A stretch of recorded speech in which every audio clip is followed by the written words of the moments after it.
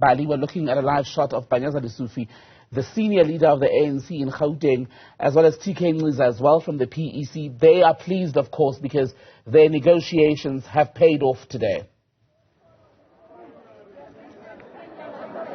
That's certainly right, Tembegile, of course. You know that they are the ones at the national office that played a very crucial role, an important role in what we are seeing play out here today. And you would remember that even speaking to the likes of the Patriotic Alliance, we'd know that Kenny Kunene even said that they were negotiating with the likes of Paul Mashatile at one of the top 6 officials of the ANC, saying that unlike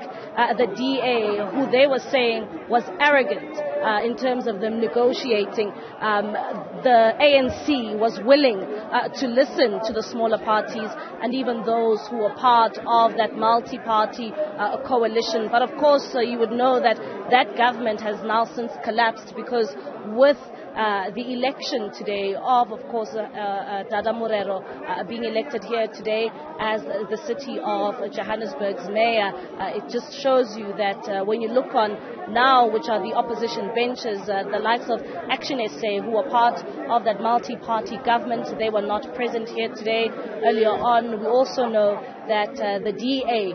also came to council this morning but refused to sign the register, of course hoping to hear the outcomes of the court earlier on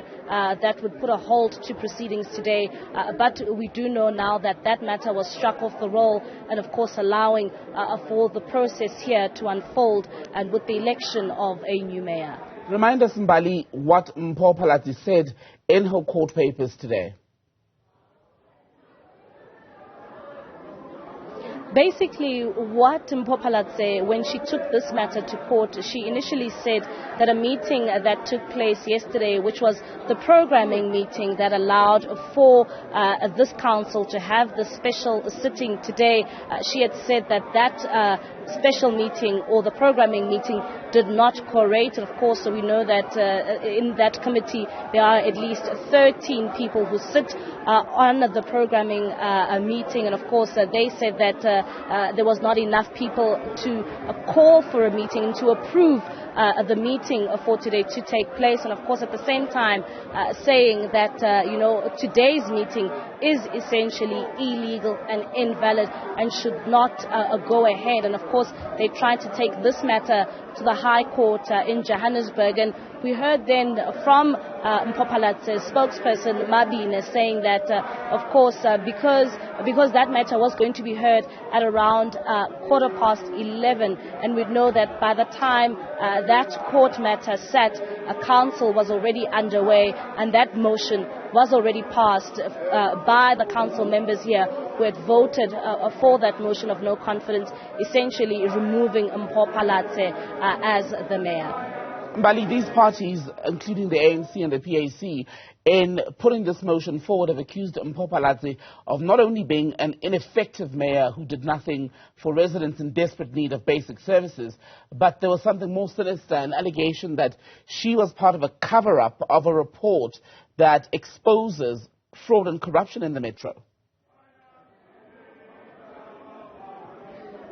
That's certainly right, and of course that is an issue around when she was at the time an MMC in council, and we know that that matter is still before the courts. But you know, Temegile, even on Wednesday, a number of those in the opposition previously were basically saying that Mpho does not have the issues of the Joburg residents at heart, and of course citing the problems around the Eldorado Park community. We know that just last week we saw a number of protests and the N12 being blocked, and residents in Eldorado Park wanting the mayor to come and address them and to come to listen to their grievances. Of course, you would know even the likes of Patriotic Alliance, they have a very strong presence there when it comes to the community of Eldorado Park. But of course, we now know that it was indeed the Patriotic Alliance who then gave their votes to the ANC, to the EFF,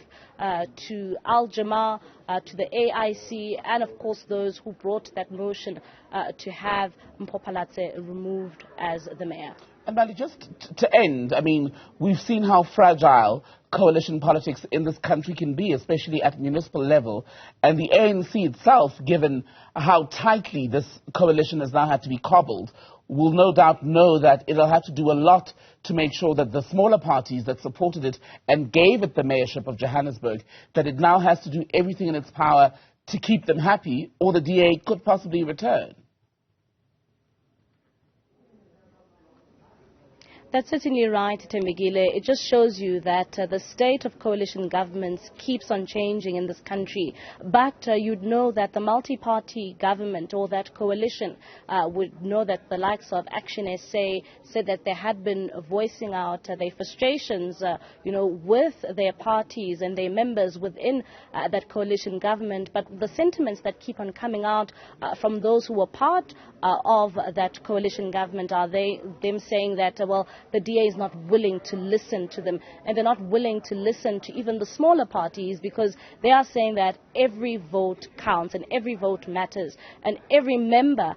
in that coalition matters, but basically saying that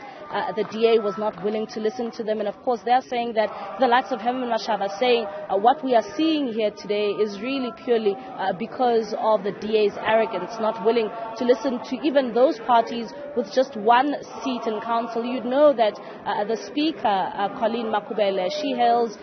from the party COPE, and COPE only has one seat in council, but of course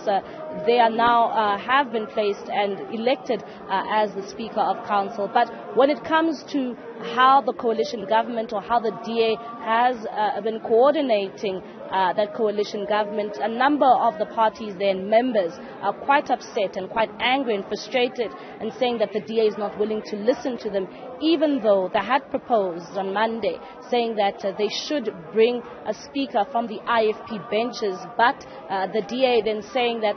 that was not part of the agreement and not willing to let go of the speaker position. And that's when we saw